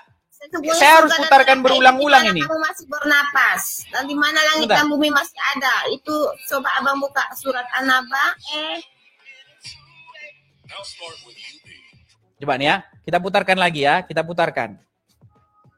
Coba.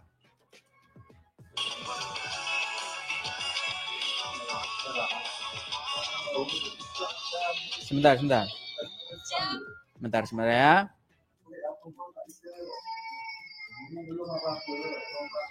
Sabar teman-teman.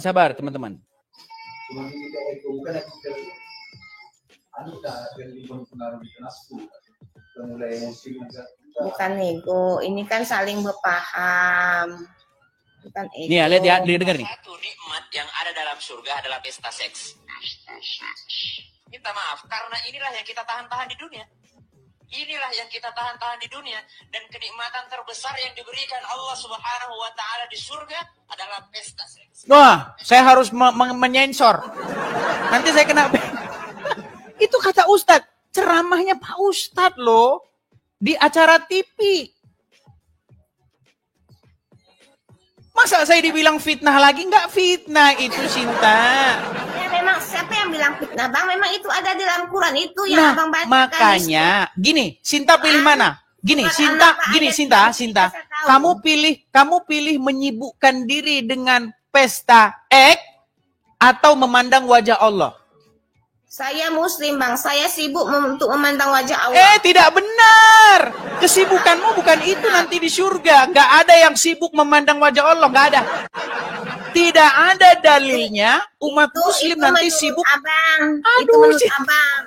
Karena Quran itu 30 juz. Kita harus bicara pakai dalil. Gini. Jadi banyak yang Allah kasih. Waduh, berat ini saudara-saudara. Gini loh. Abang muka, Sinta, dengar. Aduh, ngomong terus. Kalau udah ngomong terus udah oleng nih kalau udah ngomong terus nih. Berapa ayat? Dalam satu udah repot ini. Berapa ayat dan siapa yang membuat Al-Quran? Udah ketombean saya nih kalau udah mama ketombean. Iya, Abang bilang kan abang kan pintar tahu dengan Islam. Jadi saya tanya, membuat Al-Quran itu siapa?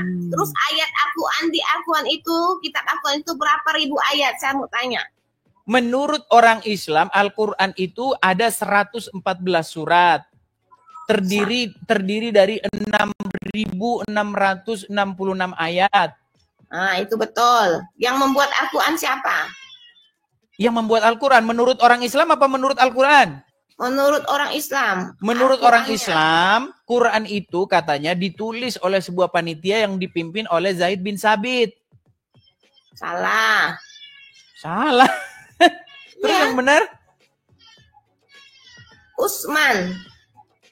Iya, Utsman memerintahkan kepada Zaid bin Sabit. Dia sebagai ketua penulisan Al-Quran. Utsman pada waktu itu sebagai khalifah. Tapi itu menurut orang Islam. Kalau menurut Al-Quran sendiri, nggak ada nama-nama mereka disebut di situ. Menurut Al-Quran tertulis, Zalikal kitabu la raiba fihi hudal lil muttaqin. Inilah kitab yang tidak ada keraguan padanya, petunjuk bagi orang-orang yang bertakwa. Itu menurut Al-Quran. Jadi ketika dikatakan kalau Kristen itu sebentar dulu. Gini Sinta. Tuhan Yesus, ampuni dosaku Tuhan Yesus, padahal itu Yesus manusia. Loh, Yesus memang berkuasa mengampuni dosa. Yesus itu berkuasa mengampuni dosa. Sama dengan Rasulullah juga berkuasa mengampuni para umat-umatnya, dosa umatnya. Dari mana dalil? Ada loh dalilnya, itu ada di hadis dan ada di Al-Quran. Sedangkan Muhammad saja di dalam Al-Quran dosa-dosanya minta diampuni. Kok bagaimana dia bisa mengampuni dosa? Salah, karena dia kan kekasih Allah sama dengan Yesus, kekasih Allah juga. Gini ya, makanya Yesus berkata sembahlah Allah. Bukan fitnah lagi. Itu kata Yesus. Fitnah lagi loh. Fitnah lagi. Nanti besok saya minta Alkitab sama paman saya. Kita dapat lagi besok. Gini loh. Ini kata ulama ya. Semuanya. Sinta, ini kata ulama nih. Ya. Itu. Ini kata ulama. tentang kemuliaan di sisi Allah, Pak Quraisy. Itu kan kalau Nabi Muhammad kan sudah istilahnya sudah dijamin sebagai manusia yang paling mulia yang masuk surga gitu. Nah, untuk kita manusia-manusia yang hidup zaman sekarang ataupun masa depan masa yang akan datang gitu, apakah ada kemungkinan untuk bisa mengejar status seperti itu, Pak Quraisy? Nah, ini di acara pada waktu itu menunggu buka puasa. Saya nonton acara ini pada waktu itu ya. Orang-orang lagi buka puasa menahan laparnya. Aduh, kapan ini azan maghrib biar perut terisi. Dengar, ini jawaban seorang ulama ya, Quraisy Shihab ya, bapaknya Najwa Shihab. Nih jawabannya tentang apakah Muhammad dijamin masuk surga. Nih, lihat nih. Kita ya gitu hampir seperberapanya lah gitu agar kita merasa yakin. Iya, satu hal dulu, tidak benar, saya ulangi, tidak benar bahwa Nabi Muhammad sudah dapat jaminan surga. Tidak benar. Tidak benar Muhammad dapat jaminan surga. Ada di hadis. Hadisnya berbunyi begini. Wahai Rasulullah. Saya tanya, kenapa Yesus Kristus nanti pada hari kiamat dia yang akan diturunkan untuk mengadili atau membunuh si Dajjal? Ya kenapa, karena dia yang berkuasa. Karena dia yang memiliki kuasa. Kenapa dia diturunkan dan harus mengadili? Karena para umatnya kayak Kristen itu banyak dalilnya yang di mana? menyembah dia, makanya itu yang harus diadili. Dalilnya di mana? Oleh Yesus. Sinta, oleh begini. Yesus. Kalau kita bicara harusnya ada dalil. Nggak ada. Nabi Isa akan datang untuk mengadili orang Kristen. Nggak ada. Yang ada. Memang di Quran memang nggak ada. Begini Sinta, yang ada Isa. Begini. Tapi yakin aja Bang. Yakin aja. Bagaimana kita yakin kalau dalilnya tidak ada Sinta? Gini loh. Menurut agama Islam, Isa akan datang satu untuk menjadi hakimin muqsiton, menjadi hakim yang adil. Kemudian yang kedua, untuk membunuh Dajjal. Yang ketiga, untuk mematahkan salib dan membunuh babi. Pertanyaan saya, apakah salah babi? Kenapa Yesus mau bunuh babi? Iya, makanya pertanyaan saya, apa salah babi? Bukan Yesus loh, Isa. Gini, bayangkan, berapa banyak babi di Kalimantan Barat? Berapa banyak babi? Nanti kalau ke Jerman lagi, saya pernah lihat kandang babi banyak. Bayangkan, nanti pakai alat apa Isa membunuh? Karena itu kan orang Kristen, kan Tuhannya abang tuh. Gimana nih? Iya, kan itu Tuhannya abang. Begini Sinta, di dalam iman kami, Yesus akan datang bukan membunuh babi. Apa salah babi memang ya? Bukan membunuh babi.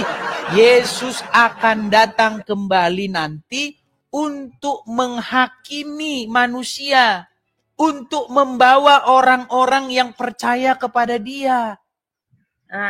Kenapa orang-orang percaya kepada dia harus dihakimi lagi? Harus apa? Harus dihakimi dia lagi. Kenapa? Yang dihakimi itu adalah orang-orang yang tidak percaya seperti kalian. Kami percaya sama Allah karena Yesus tuh menyuruh untuk menyembah Allah. Di mana dalilnya Yesus menyuruh menyembah kepada Allah? Di mana? Nanti saya buktikan besok abang naikin saya buka Alkitab ya Bang ya. Jangan nanti Sinta. Ya sekarang saya kan nggak punya Alkitab Bang, saya nggak ada bukti. Ada 4.400 jamaah ini. Iya. Mas, ini gedung masjid sudah mulai oyong ini. Udah 4.000 bertumpuk-tumpuk. Berilah jawaban kepada mereka ini supaya iman mereka kuat. Ayo, gimana? Iya, itu tadi kenapa Isa harus menghakimi umatnya. Menghakimi umatnya sedangkan karena Yesus memiliki kuasa seperti yang Yesus katakan, segala kuasa di sorga dan di bumi telah diberikan kepadaku. Nah sekarang bagaimana mungkin Anda mengikuti Muhammad yang di dalam kubur? Kenapa Anda tidak mengikuti Yesus yang hidup? Gini, saya tanya dulu lah Sinta, percaya nggak Sinta bahwa Isa akan datang kelak? Di mana dia? Kalau Gini, Yesus hidup, dia di sebentar. mana? Ya udah, Isa hidup nggak? Isa itu hidup atau mati? Isa. Dia nggak ada ya, jelas mati karena aku nggak lihat dia. Berarti Isa sudah meninggal. Ya. Benarkah Isa akan datang lagi? Ya, itu pun di Quran Katanya memang sudah meninggal, gimana sih? Bagaimana mungkin dia akan datang lagi ke dunia membunuh Dajjal tapi dia sudah meninggal? Makanya kalian itu gini. Begini loh Sinta. Begini loh Sinta. Di dalam Al-Qur'an diperintahkan, jikalau kamu ragu-ragu tentang apa yang kami wahyukan kepada kamu, tanya, ahli kitab tanya, jangan dilawan. Ahli kitab itu jangan dilawan. Jadikanlah mereka tempat untuk bertanya sesuai dengan kata Al-Qur'anmu. Tapi yang kalian dengar bukan Al-Quran. Yang kalian dengar ulama kalian untuk membenci ahli kitab. Saya tidak membenci ahli kitab, Bang. Tapi kenapa tadi Anda melawan perkataan saya? Gini loh. Di dalam agamamu sendiri, Sinta, disuruh kamu beriman bahwa nanti Isa akan datang. Bagaimana mungkin Isa akan datang tapi dia sudah meninggal? Coba. Iya. Contohnya gini Bang, kalau emang dia tidak meninggal. Isa berada menurut ayat Al-Quran. Di dalam Quran surat An-Nisa ayat yang ke-157. Wa qaulihim, dan karena ucapan-ucapan mereka. Inna qatalnal masih, sesungguhnya kami telah membunuh Isa putra Maryam, Isa ibnu Maryam, Al-Masih Isa putra Maryam. Lalu apa di situ kata Al-Quran? Wa ma qataluhu, mereka tidak membunuhnya. Wa ma salabuhu, dan mereka juga tidak menyalibnya. Walakin syubbiha lahum. Ayat Al-Quran sendiri kamu bantah loh Sinta.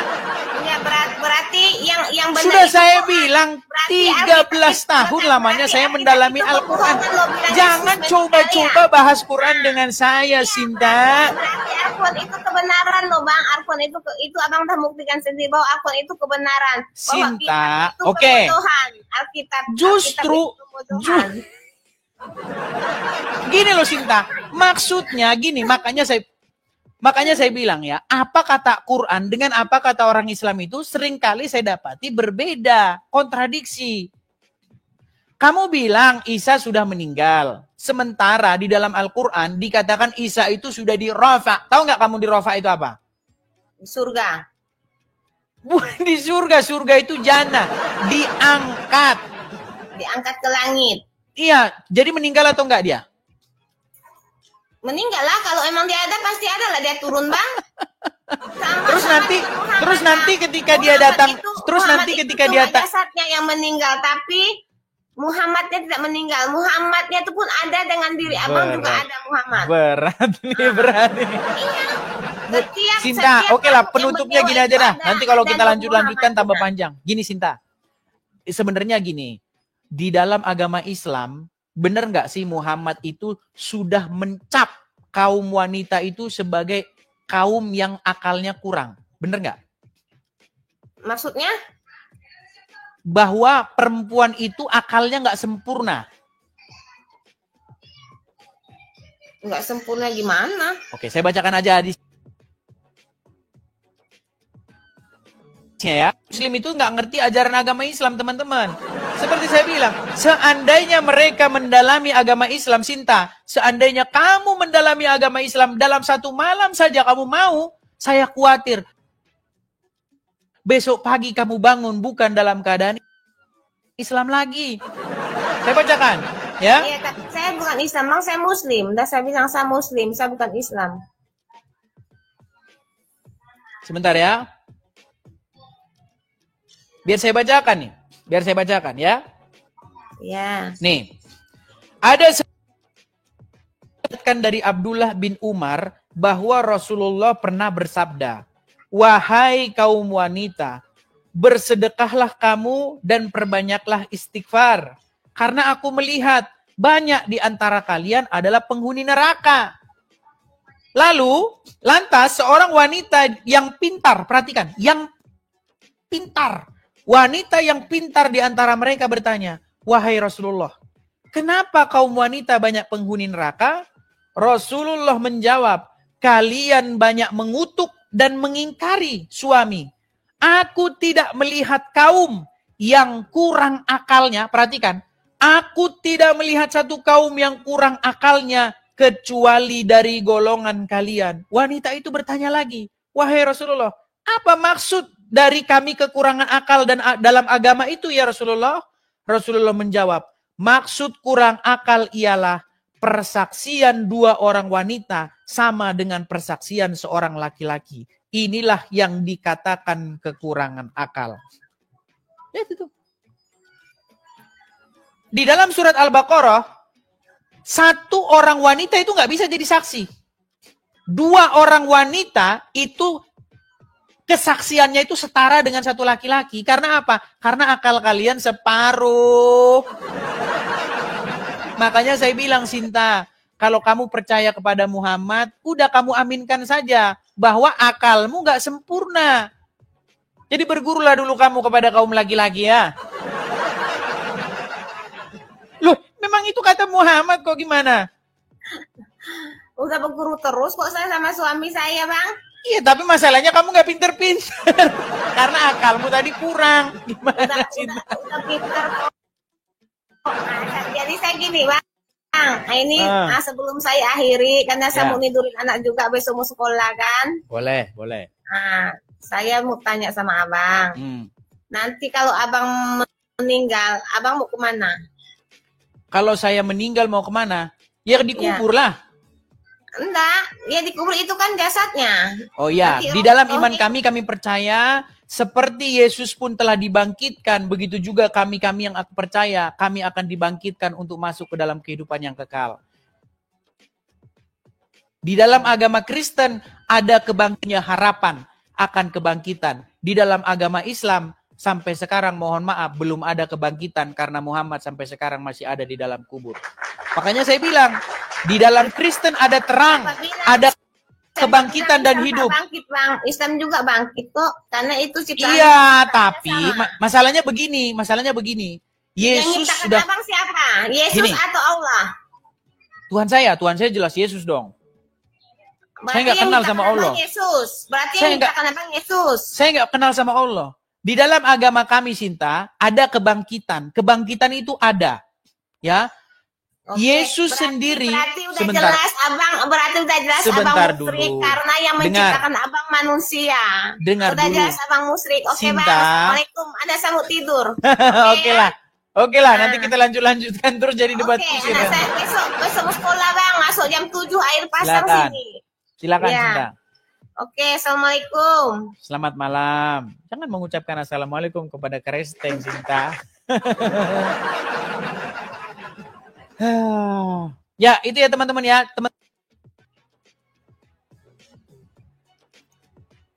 Oke, ya teman-teman ya, demikian ya. Siaran kita pada kesempatan malam ini guys ya. Wah ya, memang luar biasa. Ya udahlah, itu kualitas debat mereka guys ya. Kita harus maklum ya. Ya sulit kata Bang Adis ya. Oke, terima kasih kawan-kawan semua yang sudah menyaksikan siaran ini. Ya, terima kasih Bang Yoel undur diri dulu. Kiranya Tuhan Yesus senantiasa menyertai dan memberkati kita sekalian. Kita ketemu lagi dalam video selanjutnya. Salam dari Bang Yoel. Selamat malam. Tuhan memberkati kita. Dan terima kasih juga buat para sahabat Bang Yoel, ya para admin ya yang sudah bantu Bang Yoel untuk mengamankan live chat. Ya, terima kasih semuanya ya. Kita ketemu lagi di waktu yang akan datang. Tuhan memberkati kita. God bless you.